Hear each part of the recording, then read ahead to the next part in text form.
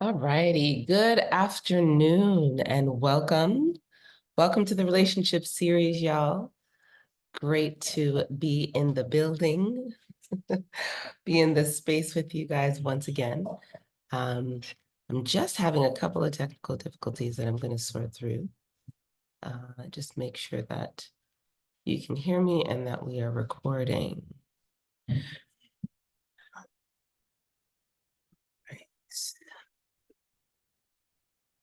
Hey, Chief, welcome. Right. Okay. Welcome to the Relationship Series Season 5, season finale. We are closing out this season with a bang. I thought it would be fitting for us to, as we've looked at books this season, close out with a book. And the book was going to be Leadership Gold by John C. Maxwell. But I revamped that or remixed that. So we are actually doing Relationship Gold. And so we're mining for the gold nuggets about relationships that we've been able to cover and unpack over the seasons, and specifically over this season, or just in our lives. So really wanted to make space for us to come in, sit down, and have the conversation. As usual, it's always great to be with you guys. Here at the Relationship Series, we have transformational conversations that help us to revolutionize our relationships. I am Genevieve. I am your host. I am a psychotherapist by trade. I am also a traveler as well as a coach and an educator, a lot of different things, a lot of different hats, as well as a speaker. And so I love that I get to do this on a regular basis, which is to come together and to share with people how to pursue connection over currency as the main source of value, fulfillment, and joy in our lives. And so that means pursuing quality relationship over material things as a main source of purpose and fulfillment. And so we're in season 5. We've done a lot of books this season, and we've covered a lot of pieces that have been for sure helpful for us to revolutionize our relationships. And today will be no different. I am going to invite you to speak up and to share today as we go over some of the nuggets so that we can all learn from each other. So let's jump in and see where we get to unpack some of those valuable gold pieces and get some of the best bits. So our agenda, very, very simple today. We're going to go through a definition. We're going to talk about the brand color, because my brand colors are, there's gold in there. And so I want to talk a little bit about that.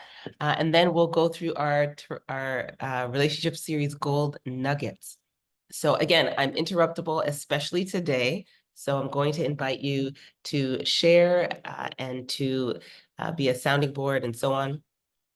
Do I see Miss Becky in the house? Belize in the house. Hey, what's good? How y'all doing? Awesome. All right. So let's do quick definition. I have a real definition or a specific definition, and then a symbolic definition. So gold, as per this definition, is a soft yellow metal with the symbol Au from the Latin aurum, meaning shining dawn. It has an atomic weight of 79, so it's element number 79. And it's also highly malleable and is often joined with other metals. So we know gold to be obviously something that we wear, it's in our jewelry and so on and so forth. It's also something that we invest in, something that we can purchase, something that we can buy as well. Chat. Ooh. Oh, hey, Becky. I see you.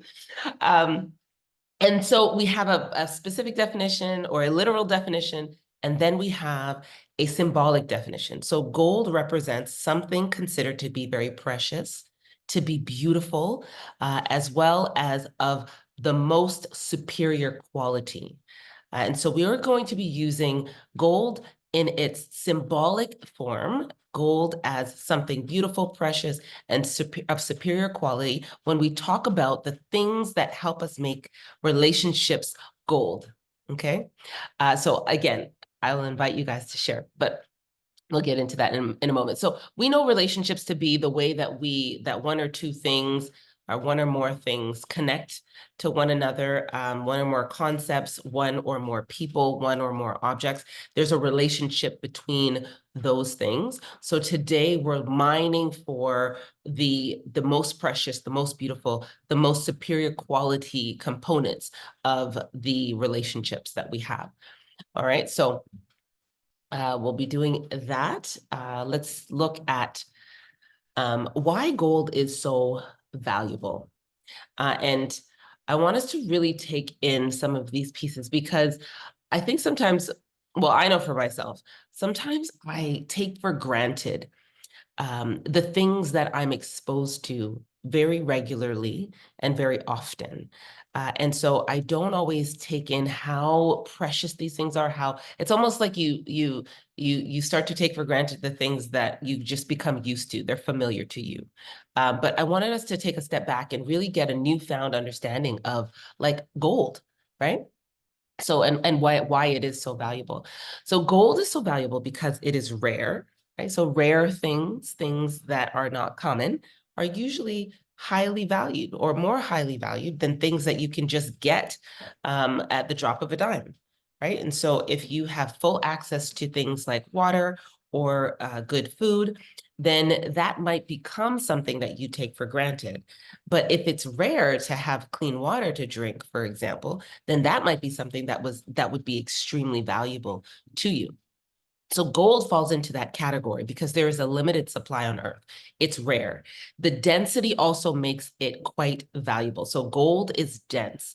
It is almost twice as dense as lead, and that makes it easy to um, like conduct heat and electricity, things like that. And it also makes it highly sustainable, right? And so you'll see people have gold like gold fillings in their teeth, things like that. It's something that will stand the test of time, that can go through a lot of like beating. And I mean, our teeth are pretty strong. Like most people don't lose their teeth. Most people, well, they're baby teeth, but they grow their adult teeth. And those adult teeth last until they die. So gold is similar to, you know, the substance that's in our teeth. Is it enamel? Oh my goodness. Listen, are you smarter than a fifth grader here? But you guys understand, right? So teeth. So gold is rare, gold is dense, gold is virtually indestructible. It maintains its purchasing power over long periods of time. So even during recessions and things like that, that happen within our economy, gold maintains its value. Unlike currency fluctuates daily. And you'll notice that on any kind of exchange platform. You'll see currencies being exchanged or transferred so that you can make a dollar here, and so on, right? Stock exchange and so on. So maintains its purchasing power. It's been used in ancient currency, modern technology. It has symbolic significance, of course. Gold symbolizes wealth and power. And so if you have a lot of gold, then you can usually say that you have some kind of wealth or power influence. It has a unique color and shine. Nothing else shines like gold, right? And confidence is another piece that I think is interesting when we think about gold. People can have faith, it will hold its value. So we have a confidence in that, in the value of gold itself. So all of these components make it valuable. And I want to talk a little bit about why there's gold in the logo. So you see these logos here. One is Corner Counselor, one is the Mentaverse, which is an app that I started last year to house some of our relationship series and Therapist Corner conversations. Now we've transferred those to YouTube. And then the bottom one is the relationship series. But they all have a gold component to it. And one of the things that happened when I was dreaming about starting private practice and speaking and getting sort of into this mental health world, I went through my own therapeutic journey. And what I found was that it was only after, sort of this process of discovery, of awareness, process of really facing some of the hard truths in my life, could I experience a sense of healing?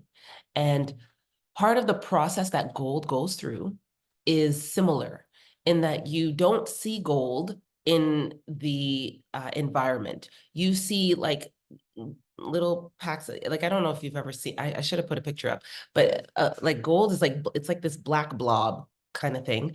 And it has to go through a series of refining stages in order for it to come out as like the blingy stuff that we wear. So I think part of the value of gold is that it starts out looking like an ugly piece of rock, and then it turns into something beautiful with a lot of work, a lot of crushing and a lot of grinding and a lot of fire and so on, a lot of purification. And I think the therapeutic process or any kind of transformational process requires that. So I know, just even thinking about my own journey and the amount of pressure and crushing and suffering and trauma and all the pain that I had to go through in order for me to come, and I'm still going through it and I will continue to grow through it because there's a continuous refining that happens. But I'm a lot shinier, let's say, now today than I was 5 years ago, 10 years ago. And that's because of the process that I went through. And I really love that idea because as I work with clients, whether it's coaching or whether it's therapy, I always have that in mind. Like as ugly as we present, as we show up with all of our stuff and all of our pain and so on, there's a process that we can go through that is refining and that is beautifying, right, for us. So I loved that concept, and I'm a person of faith as well, and so in the scriptures there are many references to gold being refined by fire, and God the Father putting us through this process of extracting from us the things that are sinful, the things that are harmful for us, the things that hinder us from growing and becoming the best versions of ourselves, or what he really designed for us to become. And so that idea of like refiner's fire as the analogy, very, very close to my heart as a person of faith, right? Because he gets to remove all the gross stuff and then we get to come forth as pure gold type of thing. And I think I want to say the scriptures in Job, because Job, like his story, really resonates with me. Just his process of going through and having to face suffering and so on. The blackness to be refined. Hilarious. um, so part of part of the and really this is just sharing what my brand story is. I think part of the other colors the in the logo had to do with the sort of the symbolic representation as well. So more like black being a foundational like source or entity that encompasses all things. So from blackness comes all things, right? You can't get colors out of white. White is just white, but it's out of blackness that everything is produced. And I think that's powerful for us to know and recognize, because even in our darkness, even in pain, and black is usually used to reference painful things, but I use it as a reference to almost like the universe, almost like the full embodiment of existence, right? And so everything comes out of that space. So no matter how dark it seems, like, understand that there's so much that's going to come up and out of that. The white in the logo had to do with almost like, it was like, in my mind, it was like a canvas. It was like a canvas that you get to draw on, and you get to create something that you desire, right? And so within the therapeutic space, there's a lot of room for imagination, for reframing, for rethinking, for reimagining, and for that transformation process to take place. And so the white was sort of representative of that process, of taking the paintbrush and painting something on a white canvas that you designed, that you desire for your life, that is more satisfying than what you experienced. Because most people come to therapy and they're like, something's wrong. Like, I don't feel good, right? And they want to do something different with their lives. They want change or transformation in some way. But yeah, so that's that. I wanted to share that, because we're talking about goal today, and I thought it was fitting. And then, of course, to talk about what we're actually talking about, which is relationships and what makes relationships so valuable as human beings. You hear me say it often that we are created for relationships, and you'll see it again later on. But relationships have certain components that really resonate with our humanity in a special way that other things don't. So food doesn't do it, sex doesn't do it, things or material things, clothing doesn't do it. Like, we can have as much money as we need or want in the world. We can have literal gold, right? There's nothing that feeds us or fuels us in the same ways as relationships do. And so that's why relationships are so important, and the specific components or pieces that relationships offer us. Right. And so I've listed a few of them here. Emotional support, right? We don't feel alone. There's a scripture in the Bible that says it's not good for man to be alone. That's the only thing that God ever said was not good. And so because we're created for relationship, it doesn't make sense for us to be alone, because we can't thrive when we are alone. We thrive and grow when we are connected, or when we are attached, or when we are together with others. So emotional support ensures that we don't be we don't feel alone. It increases trust and intimacy, and we know those are essential elements and pillars for building strong quality relationships. We must have trust, and we must be able to cultivate intimacy, and not intimacy when it just comes to sex or physical intimacy. We're talking about emotional intimacy, spiritual intimacy. We're talking about the deeper things that keep us connected and help us to become known, as well as to pursue knowing others. Companionship is another thing. Of course, relationships can provide a sense of belonging. And so we feel connected to other people. We feel connected to a cause.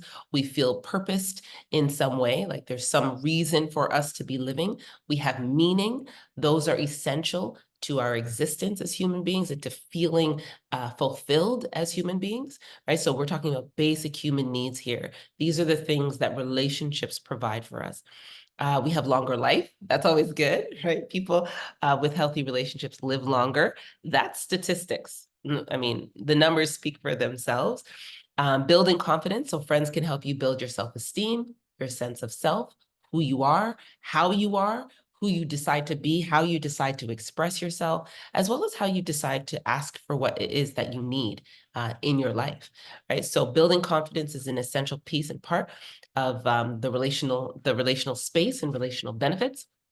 Shared values, right? So understanding and trusting others, understanding and trust increases when you work toward common goals with other people. And that's, again, a sense of purpose. And I hear this often, that when we feel lost, or when we feel as though we're not doing anything meaningful or significant, then we don't have that sense of purpose. We don't feel like we're working towards something. We usually end up in some form of depression, some form of anxiety, some form of mental health, of depleted mental health is really what happens, because that lostness or that lack of purpose, it weighs heavily on us, because we're, as humans, that's what we are created to do, right? To pursue things, to create things, to evolve, to grow, and so on, right? That's essentially our makeup. That's what we are created to do. That's what we do best. We learn, we grow, we evolve, we connect with others, and then we do that on an even larger scale, right? So relationships help us to do that, improve morale, improve our morale and productivity.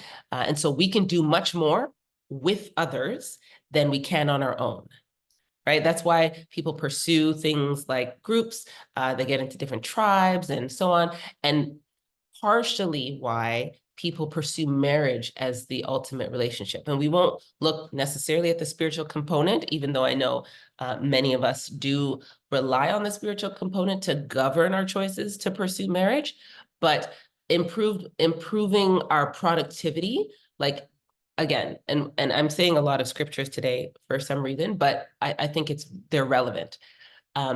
One can put 1,000 to flight, two can put 10,000 to flight. So when you connect with another person, when you band together your resources, your mind, your thoughts with another person, your productivity, the results or the outcomes of your work and of your energy and of your effort, it exponentially increases. So there's multiplication, it explodes.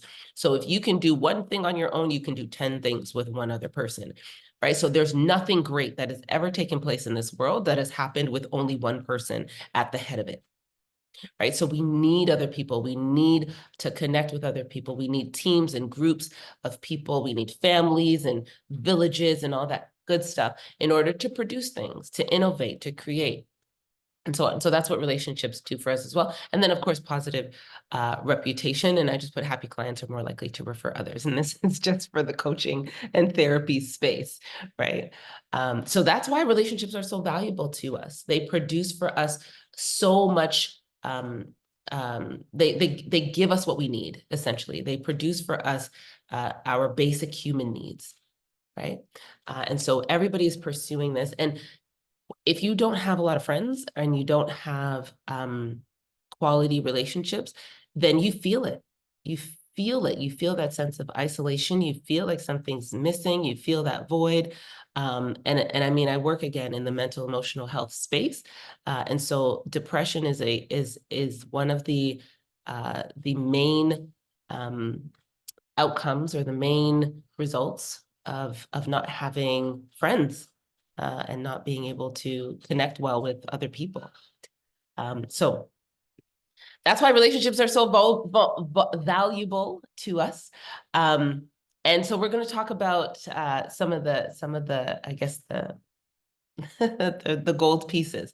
While I was prepping for our talk today, like to just extract the best nuggets, I thought of how many conversations I've had, how many friendships I've built personally in my life, and then how many relationships I've built professionally. So with clients, walking and working and journeying with clients.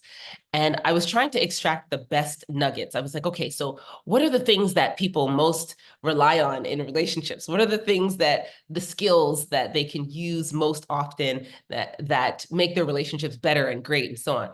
And I realized that, man, like, we haven't even scratched the surface. We've been rocking for about, well, this is the end of season 5.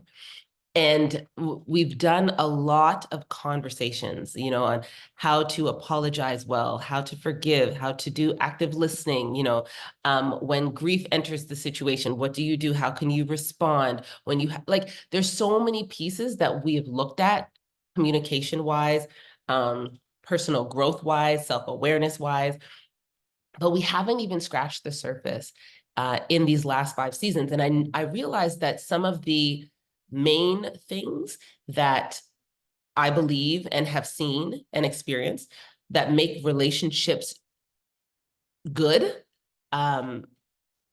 we haven't talked about in depthly.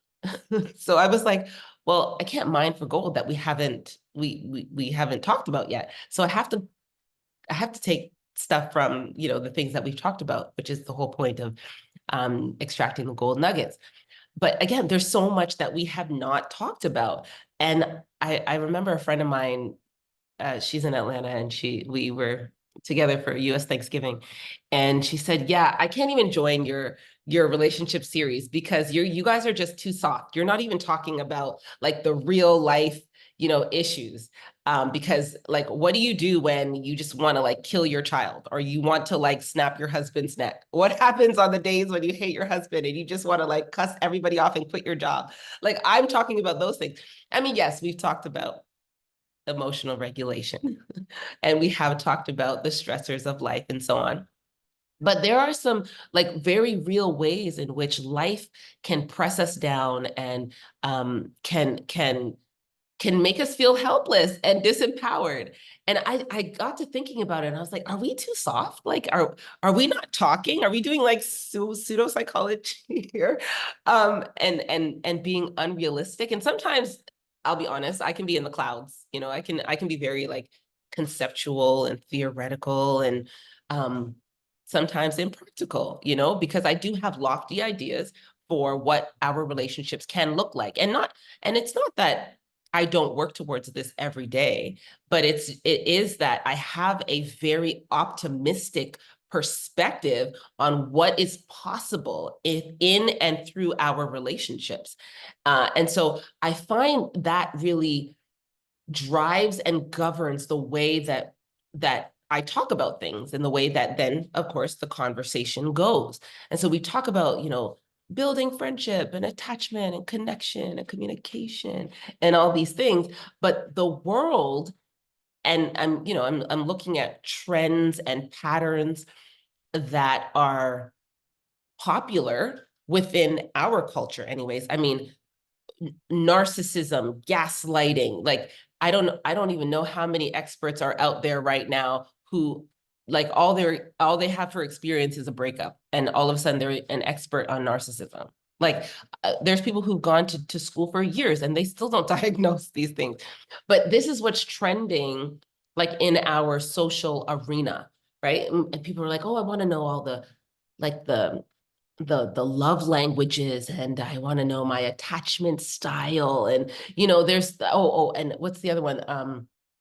The popular book, goodness, Henry Cloud, he has a book, I think it's, is it Henry Cloud? Boundaries. And then he has like boundaries for parents and boundaries for kids and like all these things. So everybody's talking about boundaries and so on. And I thought about it and I was like, you know, there's a lot of value in talking about some of what's happening now.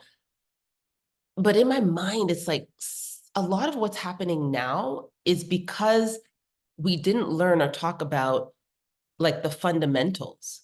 We didn't learn. I mean, and I think it's important to talk about what's trending, right? Like, there are very hot topics, politically speaking, that are affecting people's lives and affecting people's finances. You know, and I watched am I no what is a woman? It's a documentary by Matt Walsh.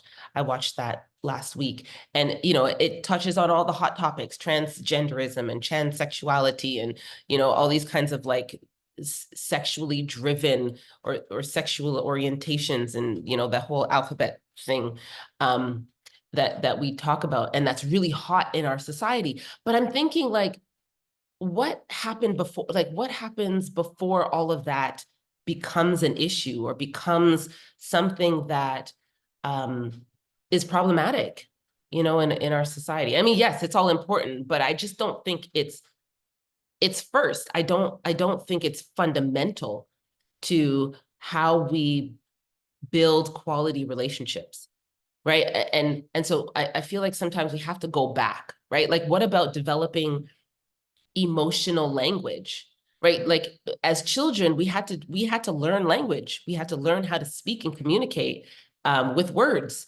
with our elders, you know, with the people around us. And so I think some of the things that are fundamental so that we can communicate on higher levels and so that we can have relationships that are quality are necessary for us to learn and sort of you know, build the foundation around before we get to the other stuff. So like, things like learning to express the self.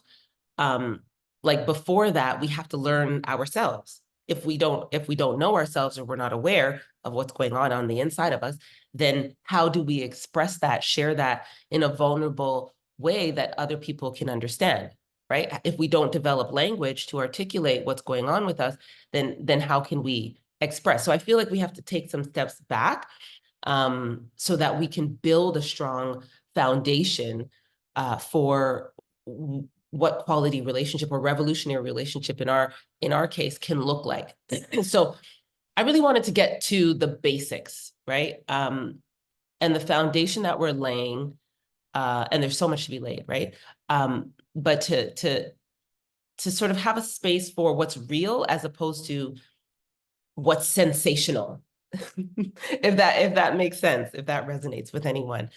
Because I think there's enough clickbait. I think there's enough like rage baiting and, like, fancy new terminology for divisiveness. Like, oh, I need to, what's the new one? Um, what is the new one? Masculinity versus femininity, and you're operating in your masculine and feminine self. Like, I hear this debate going on over and over and over, and I'm like, what are we even talking about? Like we've gone so far offside when it comes to building healthy relational skills that allow for us to connect well with other human beings, right? And so I get it, and perhaps I'll have a conversation with my friend. But the relationship series message is probably not sexy at all. We're talking about relationships taking and requiring work, right? We're talking do the work, heal for real, sow what you want to grow, that kind of thing, right? It's a lot of self-work. It's a lot of self-reflection. It's a lot of starting with yourself, self-evaluation and self-awareness and self-awareness questions, and we're challenging a lot of the ways that we have come to see ourselves or come to know ourselves, as well as how we've seen the world and come to know the world, right? And so sometimes I think about it and I'm like, yeah, okay, end it already. Let's just take a break from life and live in our soft girl era and like forego excellence, and because all of this is sometimes too hard, right? And I get it. It is hard. That's the truth, but anything worth having, and we're talking about revolutionary relations, we're talking about quality relationships here, right? There's no app for this. Like, there's no microwavable version of this, right? Therapy takes long. Going to the gym to get in shape takes long. The work takes long, and I get it, Oh, chat. Regrowth is often self-focused. Yeah. Absolutely. Um, you can say more about that, Samuel, if you'd like. But I think therapy, and going to the gym and, all these sort of process-oriented experiences that help us to grow are necessary for creating sustainability, something that we can be proud of and something that we can maintain and something that we can enjoy for a long period of time, but I totally get it. I totally get it. And I was thinking about it and I was like, we've got so many like viral like pop the balloon is it's super viral, right? It's like, well, let's just I don't like his shoes, so pop the balloon. And I'm just like, what? I don't like, part of me is like, we're talking about relationships with other human beings here, right? And it's like, oh, swipe right, or just, lay down. Hookup culture is such a thing. And I'm like, but what about the relationship part? What about the relationship piece? What about the building, the process, the work, the time that it takes, right? Like, yeah. Anyway, so I was thinking about that. And so I'm thinking about my own personal I guess gold nuggets when it comes to relationships. And because I do a lot of therapy with people, and therapy leads to healing in truth.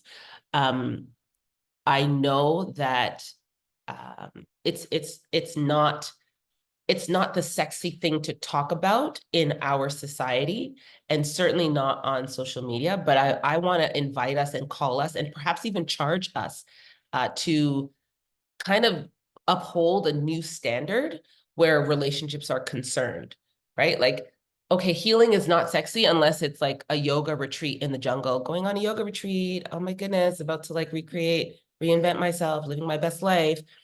But healing as a norm, like healing as a worthy pursuit in and of itself. It's just it's enough on its own, right? And almost like a necessary thing. Like school is not necessary, or school is not sexy, but it's necessary. So healing is not, may not be sexy. I think it's sexy, to be honest. Maybe we need to reoperationalize healing as sexy.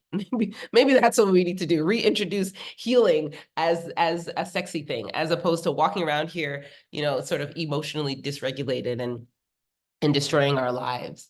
But yeah, I think it's important for us to learn, right? To go through like the years and the time and the exercises, the assessments, the exams, before you graduate, so to speak, or before you're able to enjoy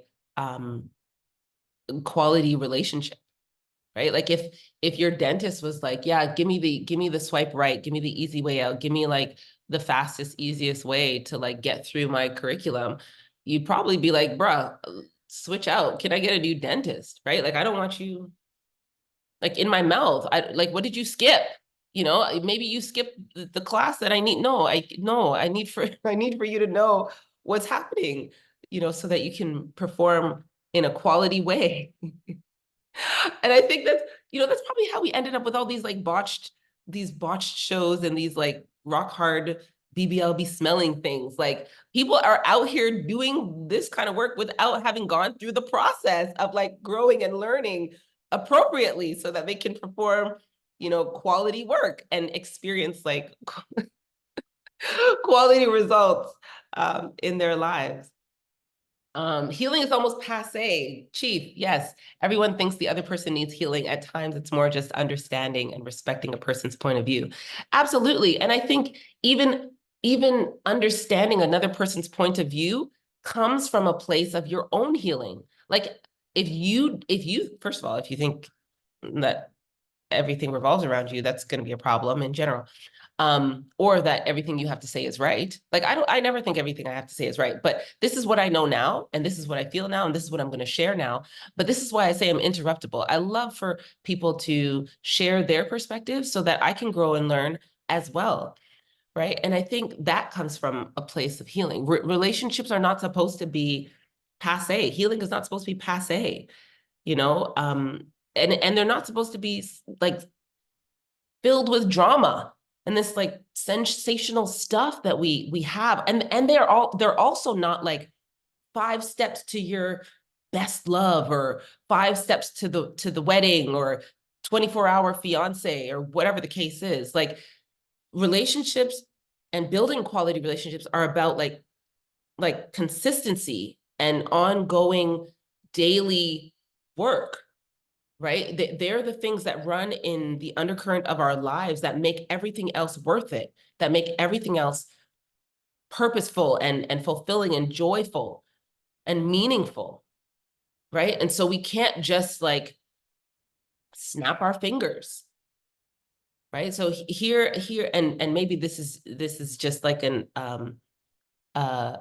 call to action for us, or even just a share when it comes to my heart and my heart's passion, that we want to build here. We want to build one block at a time toward those revolutionary relationships, right? Which I understand, again, is antithetical to our cultural norms, because let's face it, our culture does not have, this kind of patience. And they also don't have, the biblical principles on relationships, right? If they did by now, we'd all have revolutionary relationships, but we don't, right? Many of us have no real friends. Many of us can't trust people and don't feel like we can be vulnerable and open and share and all these kinds of, like, many of us really just don't have the tools and the skills that are necessary to build quality relationships, which means that something is happening. We're getting information that is not allowing for that output or that result. Actually, we're getting the opposite. We're getting information that is producing trash relationships. I'll just be very real about it. Like, read 5 articles today that come up on your feed, or watch 5 videos or what have you, the ones that are viral or trending, or what have you. Like, our relationships, our connections, like sexuality especially, it's a mess. It's a mess. Hookup culture is a mess. Entanglements, online dating, situationships, all gaslight, all these things, they're a mess. We're talking about very destructive, harmful, maladaptive ways of being in relationships that are acceptable. Like, this is how we talk to people, how we refer to one another and ourselves. Like, what in the world? I have never experienced such callousness, such just dishonor. And it's fine. It's normal. It's okay. We post on social media and we say all kinds of vile things, and we absolve ourselves of responsibility and accountability when it comes to backlash, because I'm just telling you how I feel. Well, my goodness. I mean, we're still humans at the end of the day, right? Trash sells. Yes. Chaos gets more clicks. Absolutely. Chief, you hit the nail on the head, right?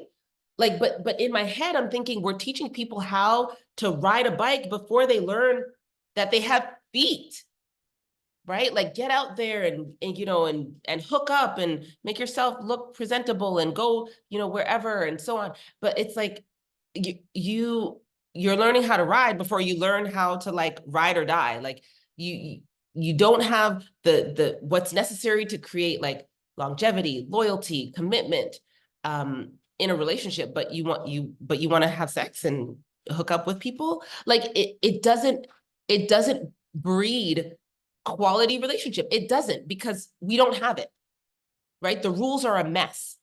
And guys, listen, stop leading with sex thinking it's going to morph into, like, this beautiful quality connected relationship. I'm so sorry. Like, just stop, right? Sex is not like a matrimonial skill set. I promise. Sexual attraction, yes, I get it. We should have desire and all that kind of thing, but that is not a determinant of relationship success, and it's not a determinant of relationship satisfaction, nor is it a determinant of relationship quality. I promise you that. Okay, we need to learn to talk, speak, converse, communicate, articulate, express. All of those things are what's necessary for us to build quality relationships. And yes, oh, he's sexy, she's sexy, he's so cute, she's so cute, and whatever. But, like, that kind of stuff, that's for, like, sex workers. So if you're not a sex worker out here in these streets, then you don't need to lead with sex. I'm just gonna say it. And I get it, sex sells, chaos sells, and all the drama and all the things, but what's selling is not what's helping you to sleep at night, because you're anxious and you're uptight and so on. Like, this is weighing heavily on us as individuals, as marital partners, as family units, and it's bleeding into our society. It's bleeding into every sphere of society. People are on edge. We have people out here road raging and killing people. Like, guys, the things that we are accepting as normal are not okay. They are making our relationships and lives worse. We need to get back to the basics. I see a chat. Yes, you can say anything if you add "with all due respect." That's the phrase that shows little respect. That phrase shows little respect. Yeah. Yeah. So we even are couching and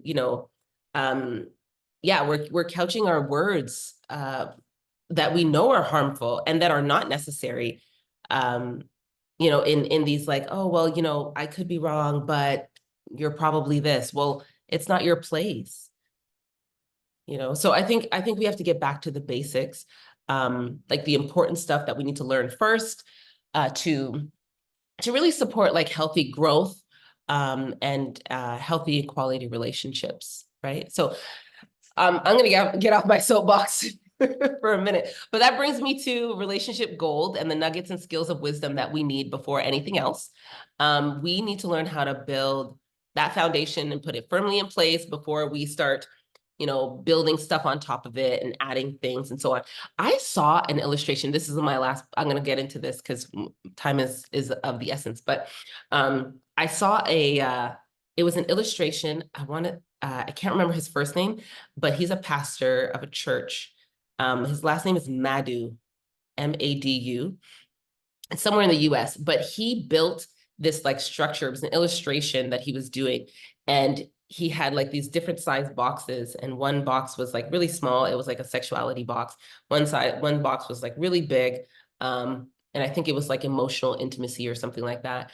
And he built the boxes on top of each other, in the way that society or culture builds them. So we build a lot of things based on sexual attraction. So sexuality was like the smallest box, and then there was another larger one and another larger one. And immediately when he let go, all the boxes toppled over, because of course sexuality was the smallest box, and it was trying to hold up all of these other pieces like commitment and trust and emotional intimacy and so on. And then he obviously turned it back around, and he said, okay, we have to build things on, I think, spirituality, spiritual values or something was at the bottom. And then he had like emotional connection and, all these pieces. And then of course, sexuality, sexual attraction, and chemistry was at the top. And of course, when you build on a large, solid foundation, then your relationship is sustainable, right? And I love that illustration. It was such a great visual because it put into perspective the very backward nature of how society tells us to build relationship, right? What to put at the fore. And I think it's wise for us to take some time to step back. And here at the relationship series, that's what we're about. We're about doing what is necessary to actually build what is sustainable, right? And nature bears witness to us. All of the attachment processes bears witness to this. Nothing happens fast. And so my gold nugget, my personal gold nugget, is that we need to take our time. And if you're of West Indian or Caribbean descent, you may have heard some adult at some point say, tech time, just tech time. And I want to use that as a gold nugget for building quality relationship, right? So take your time. All the best things in life take time. And that embodies, I think, a lot of the skills that are necessary to build. Like listening takes time. Learning takes time. Understanding one another, communicating well with each other. All of that takes time. It takes time to learn that. Connecting deeply takes time. Building intimacy, feeling secure or known, right? Like it takes time for that to happen. And I think when we try to like chia it, and I said this the other day, and I thought it was hilarious because like I feel like we live in like a chia pet, society where we're like, grow me overnight, have a deep relationship overnight. And in therapy, it's so evident. Like in therapy, everyone is in a rush. Everyone comes to therapy and they're like, I don't feel good, fix me. I'm in pain, usually a lot of pain, make me feel better. Make me feel better. Stat right now, 20 cc's of feeling better. It's like chia pet therapy on top. Like, no, we can't do that overnight, right? It takes time. And the funny thing is, like 9 times out of 10, we don't end up where we are suddenly or like overnight, right? It takes time to have gotten to where we are, whether we don't feel good or we're not satisfied or whatever. So why is the expectation that and the requirement that we get out of whatever we're in, like suddenly, snap of a finger, like right now, stat? Anyway, I think anything worth its salt takes time. like, this is a true story. I actually heard this not too long ago, but girl meets boy, boy meets girl, whatever.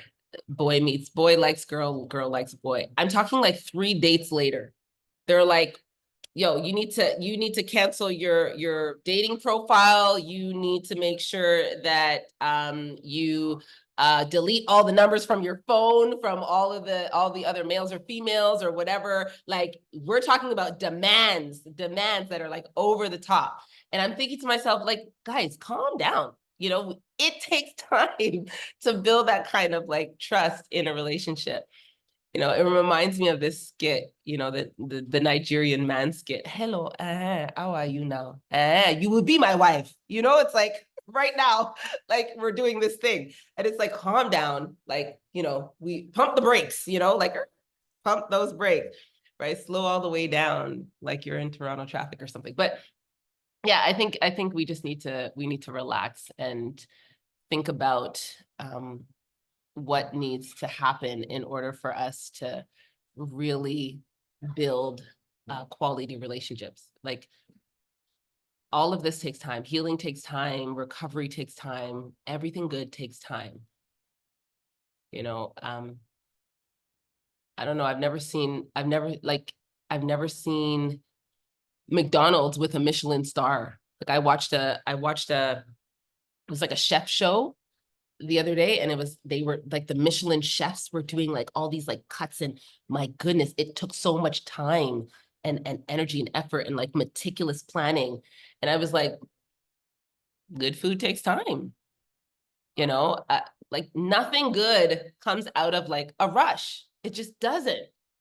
You know, good movies and good shows, they take time. Like, how many times have we seen a terrible movie that they just slap together, and then like these subpar actors, you know, like, anyway, it takes time. All of this takes time. And so my relationship nugget is, take your time to develop, to learn the skills that are necessary, and to do the work to get what you want out of the work, which is quality relationships, or revolutionary relationships in our case. So what's your relationship gold nugget? I want to know what yours is. What is that? That's fancy. Letting things marinate allows flavors to mingle and combine into perfection. Thank you, chef. Thank you, chef. Appreciate that. You know, you understand, right? Because it takes time. It takes time for those flavors to like do what they need to do. Okay.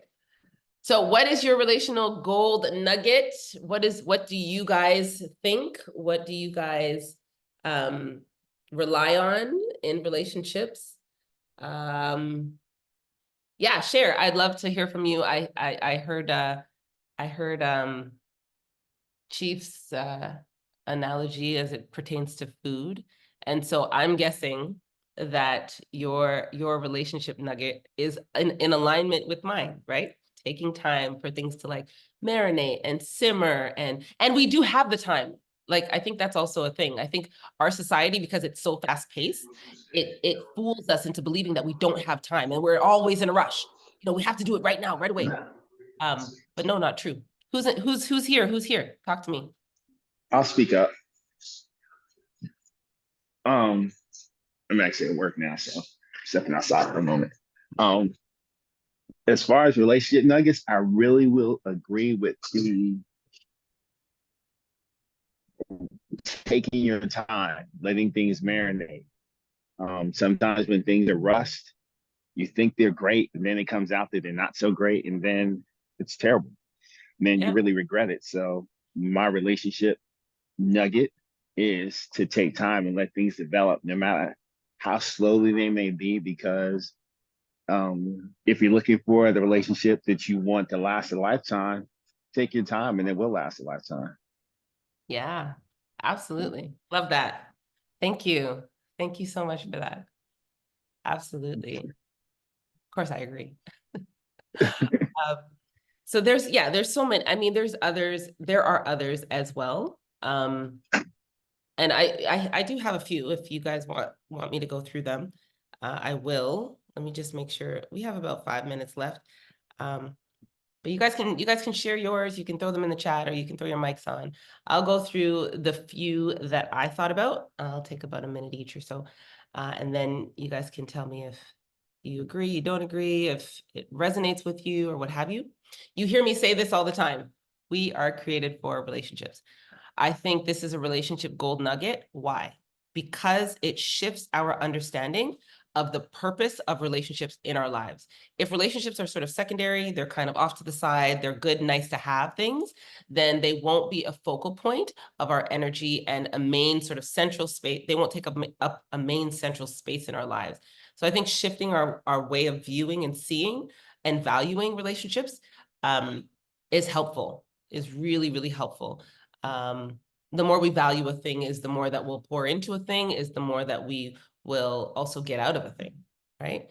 And I think the one thing we can't escape is that if we're alive, we're relating.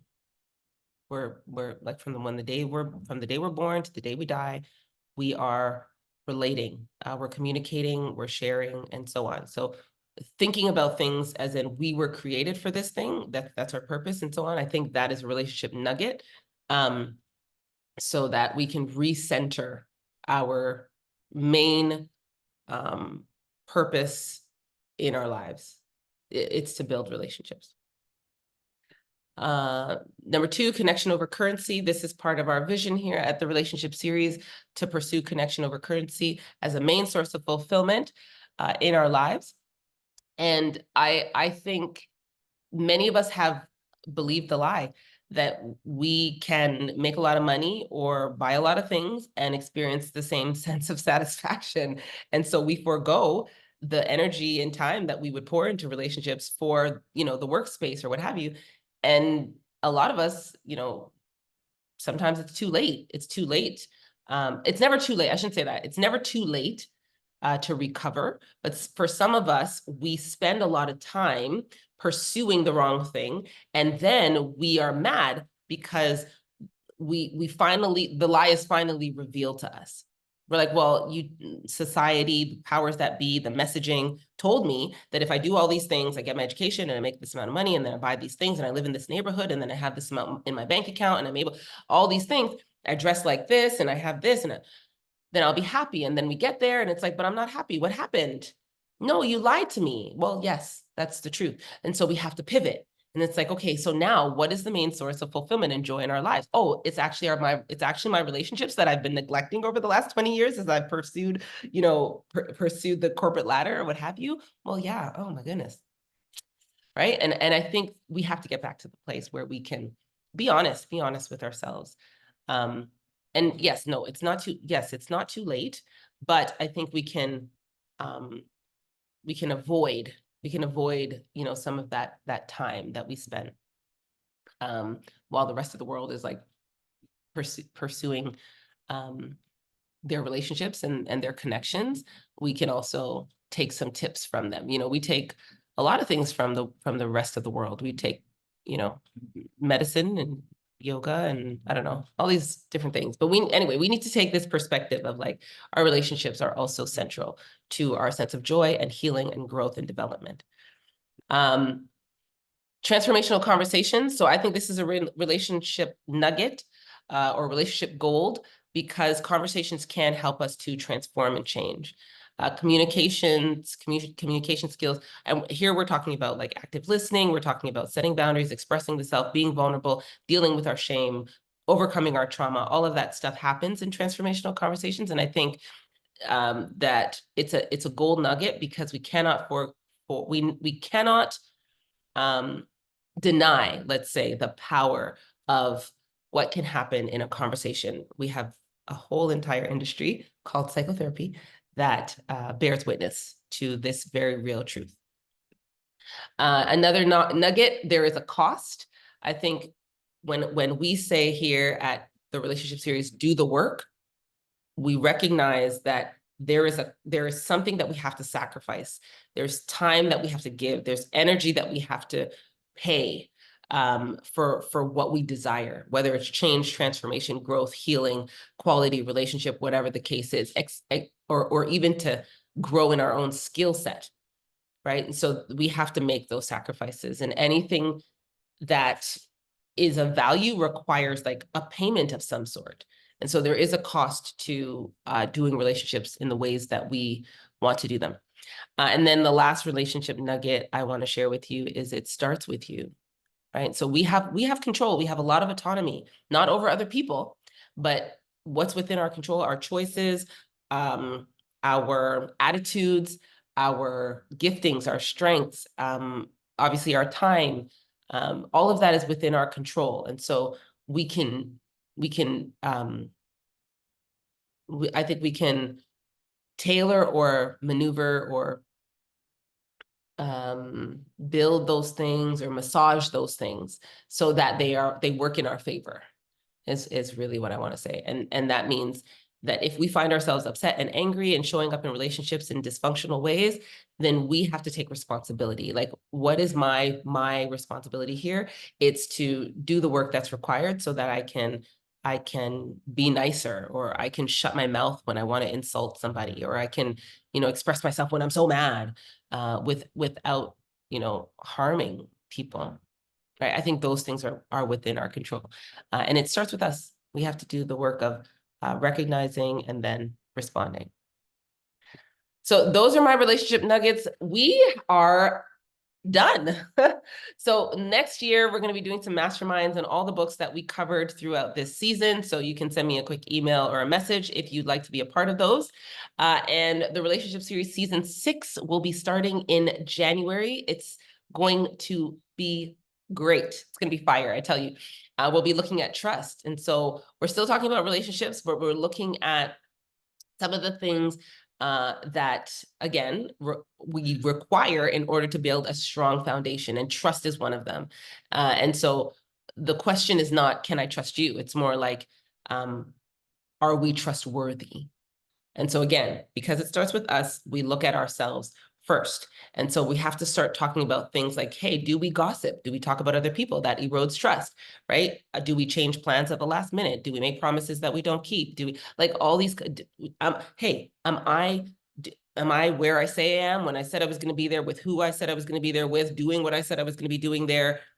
These are the things that I think we take for granted. Like, of course we know, but we don't. And this is why we one, don't trust ourselves at times, and even keeping commitments to ourselves. Like, I'm going to wake up at this time, I'm going to go to the gym, and then it's like, oh no, I'm not going to wake up, I'm not going to go to the gym. Like, that erodes trust. It's a hit to trust. So trust is a basic and important component to building quality relationships. We're going to talk about that next season, and all the ways in which trust shows up, and how we can improve our trustworthiness. And that will be January 2025. So happy holidays to you all, and happy new year to you all. I trust that you will make your relationships revolutionary, especially as you go through holiday events and dinners and so on. I want to wish you, Merry Christmas, and tell you to be safe and to have fun, and to thank you for being here during season 5 of the relationship series. And we will continue to bring you hot topics on how to revolutionize your relationships. I love you guys. Enjoy the rest of your day. Thank you. Thank you so much, Chief. Appreciate you.